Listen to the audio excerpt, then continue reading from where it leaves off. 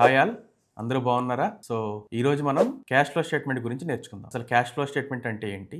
Cash flow statement ఎలా చేస్తారు? Cash ఫ్లోలో మనకి ఏమేం కాంపోనెంట్స్ ఉండాలి, ఏమేం ఎలిమెంట్స్ ఉండాలి అనేది చూద్దాం. So let's get in to the video. So first cash flow అంటే ఏంటంటే the moment of cash that comes in to the project and goes from the project. అంటే మన ప్రాజెక్ట్లోకి క్యాష్ అనేది మనకి ప్రాజెక్ట్లోకి రావటము, మన ప్రాజెక్ట్ నుంచి వెళ్ళిపోవటాన్ని మనం క్యాష్ ఫ్లో అంటాం. The moment that comes in to the project and goes from the project. So ఎక్కడి నుంచి వస్తుంది క్యాష్?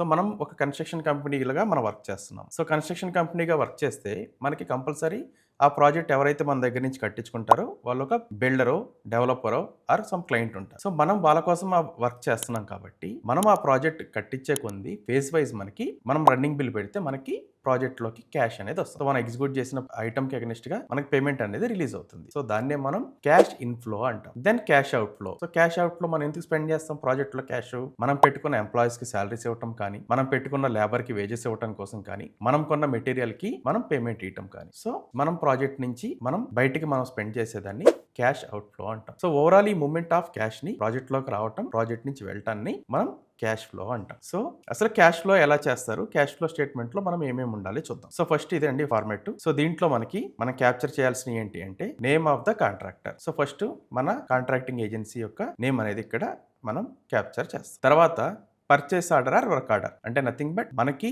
క్లయింట్కి మనకు వర్క్ ఆర్డర్ అయితే ఉంటుంది కదా, ఆ అగ్రిమెంట్ యొక్క నెంబర్ అనేది మనం ఇక్కడ మెన్షన్ చేస్తాం. తర్వాత డేట్. సో మనం ఏ రోజు అయితే ఈ స్టేట్మెంట్ చేస్తున్నామో ఆ రోజు డేట్ అనేది ఇక్కడ మనం క్యాప్చర్ చేస్తాం. ఓకే, సో దీంట్లో ఉండాల్సిన కాంపోనెంట్స్ ఏంటి అంటే first serial number, next description, unit, ఆ తర్వాత క్వాంటిటీ, రేట్, అమౌంట్. సో ఇప్పుడు దాకా మనం చూసిన కాంపోనెంట్స్ ఈ సీరియల్ నెంబర్ నుంచి అమౌంట్ దాకా ఏవైతే కాంపోనెంట్స్ ఉన్నాయో ఇవన్నీ మనకి ఎక్కడి నుంచి వస్తాయి అంటే మనకి క్లయింట్ కి అగ్రిమెంట్ అయిన టైంలో రేట్స్ అనేవి ఫ్రీజ్ అయి ఉంటాయి కదా, సో ఆ బిఓకీలో ఉండే ఐటమ్స్ ఇక్కడ మనం క్యాప్చర్ చేస్తాం. సో దీంట్లో వేరే సైన్స్ ఏం లేదు. సో మన బిఓకీలో ఏవైతే ఐటమ్స్ మనకు ఉంటాయో అవన్నీ ఇక్కడ క్యాప్చర్ చేస్తాం. సో ఇక్కడ మనం ఫర్ ఎగ్జాంపుల్ జస్ట్ మనం ఈ క్యాష్ ఫ్లో స్టేట్మెంట్ గురించి తెలుసుకోవడం కోసం మనం ఒక రఫ్ ఎగ్జాంపుల్ కోసం ఒక 5 ఐటమ్స్ తీసుకున్నాం. Excavation, plain cement concrete, M20 grade RCC, reinforcement steel, shuttering. So ఈ యొక్క 5 కాంపోనెంట్స్ తీసుకున్నాం. ఈ 5 కాంపోనెంట్స్ ఒక్క కాంపోనెంట్ యొక్క యూనిట్ ఆఫ్ మెజర్మెంట్ డిఫరెంట్ గా ఉంటుంది. సో ఎక్స్కవేషన్ అనేది మనం క్యూబిక్ మీటర్ లో మెజర్ చేస్తాం, కాంక్రీట్స్ కూడా క్యూబిక్ మీటర్ లో మెజర్ చేస్తాం, రెయిన్ఫోర్స్మెంట్ స్టీల్ అనేది మనం మెట్రిక్ టన్స్ లో మెజర్ చేస్తాం, షట్టరింగ్ అనేది మనం స్క్వేర్ మీటర్ లో మెజర్ చేస్తాం. సో ఇవన్నీ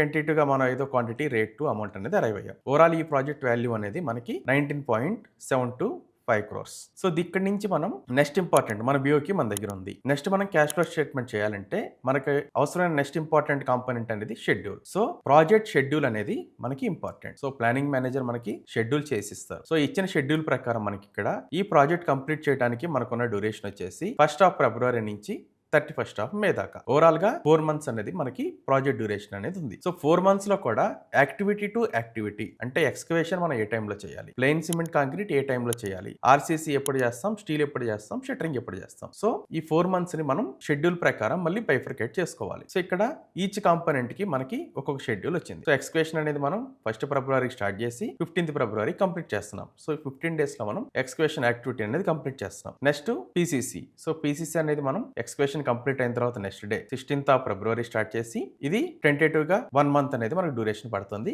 18th of March దాకా మనం ఈ యాక్టివిటీ అనేది చేస్తున్నాం. నెక్స్ట్ పీసీసీ అయిపోయిన తర్వాత రోజు 19th of March నుంచి మనం 31st of May దాకా అంటే మన ప్రాజెక్ట్ ఎండింగ్ దాకా మనం చేస్తున్న మిగతా యాక్టివిటీస్ ఏంటి?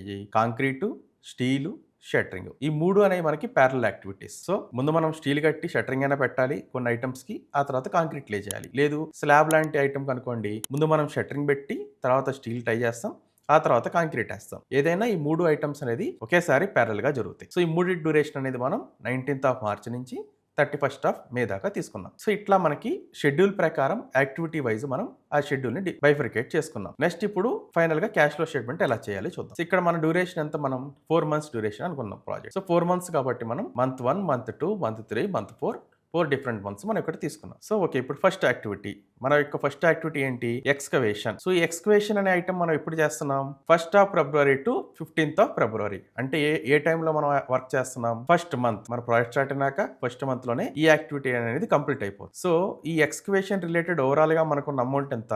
45 lakhs. సో ఈ 45 lakhs అమౌంట్ ఏదైతే ఉందో ఇది మనం మంత్ 1 లో మనం ఎగ్జిక్యూట్ చేస్తున్నాం కాబట్టి మనం మంత్ 1 లో ఆ వాల్యూ అనేదాన్ని క్యాప్చర్ చేసుకున్నాం. Next plain cement concrete. So దీని డ్యూరేషన్ ఇప్పుడు మనకి 16th of February నుంచి 18th ఆఫ్ మార్చ్ దాకా. సో అంటే ఈ యాక్టివిటీ అనేది మనం ఫిబ్రవరి మంత్ లో చేస్తున్నాం అండ్ మార్చ్ మంత్ లో కూడా మనం ఎగ్జిక్యూట్ చేస్తున్నాం. సో మనం ఫిబ్రవరిలో ఎగ్జిక్యూట్ చేస్తున్నాం, మార్చ్ లో ఎగ్జిక్యూట్ చేస్తున్నాం. సో మనం ఏం చేయాలి, ఇక్కడ ఫిబ్రవరిలో కొంత వాల్యూ తీసుకోవాలి అండ్ బ్యాలెన్స్ యాక్టివిటీ అనేది మనం మార్చ్ లో తీసుకోవాలి. అంటే మంత్ 1 లోను చేస్తాం, మంత్ 2 లోను కూడా మనం ఈ యాక్టివిటీ చేస్తున్నాం. సో ఇక్కడ మనం మంత్ 1 లో 30%, మంత్ 2 లో మనం 70% ఆఫ్ యాక్టివిటీ చేస్తామని తీసుకుంటున్నాం. Okay, the next item. So next 3 items మనకు ఒకే డ్యూరేషన్ లో ఉన్నాయి కాబట్టి will see in the same manner. So M30 grade RCC, reinforcement steel and shuttering, ఈ 3 ఐటమ్ యాక్టివిటీస్ అనేది మనకి మార్చ్ లో మనం కొంత యాక్టివిటీ చేస్తున్నాం. 19th ఆఫ్ మార్చ్ నుంచి 31st ఆఫ్ మే దాకా అనుకున్నాం. సో మార్చ్ లో మనం ఈ యాక్టివిటీ చేస్తున్నాం, ఏప్రిల్ లో ఈ యాక్టివిటీ చేస్తున్నాం అండ్ మేలో కూడా ఈ యాక్టివిటీ చేస్తున్నాం. సో ఈ కాంపోనెంట్ అనేది మనం 3 డిఫరెంట్ మంత్స్ లో మనకి క్యాష్ ఫ్లోలో మనం తీసుకోవాలి. ఎందుకంటే ఆ యాక్టివిటీ డ్యూరేషన్ అనేది 3 months లో ఉంది కాబట్టి. సో ఫస్ట్ మార్చ్లో. సో మార్చ్లో మనం ఇక్కడ ఎన్ని డేస్ చేస్తున్నాం, ఓన్లీ హార్డ్లీ 10 to 12 days ఈ యాక్టివిటీ అనేది చేస్తున్నాం. సో అందుకని ఓవరాల్ మన కాంక్రీట్ వాల్యూలో ఓవరాల్గా 11.25 crores మన కాంక్రీట్ వాల్యూ ఉంటే దాంట్లో 10% కాంపోనెంట్ అనేది మనం మార్చ్లో తీసుకుంటున్నాం. Next April. So April month అంతా మనం ఈ యాక్టివిటీ చేస్తూనే ఉన్నాం అండ్ మే మంత్ అంతా కూడా మనం ఈ యాక్టివిటీ చేస్తూనే ఉన్నాం. సో ఇక్కడ మనం మంత్ 3లో 40% అండ్ ఫైనల్ మంత్లో 50% యాక్టివిటీ అనేది ఇక్కడ క్యాప్చర్ చేసుకున్నాం వాల్యూస్లో. సో మనకు ఓన్లీ ఏదైతే షెడ్యూల్ ఉందో మనకు టోటల్ అమౌంట్ అనేది మనకు వస్తుంది బ్యోకీ ప్రకారం. మనకి ఏదైతే షెడ్యూల్ డ్యూరేషన్ ఉందో ఏ మంత్ నుంచి ఏ మంత్ దాకా ఉంది మన షెడ్యూల్ డ్యూరేషన్ అనేది మనం తీసుకొని ఆ మంత్స్లో ఆ యాక్టివిటీ వర్క్ మనం చేస్తాం కాబట్టి ఆటోమేటిక్గా ఆ మంత్లో మనకి అది క్యాష్ ఇన్ఫ్లోగా వస్తుంది.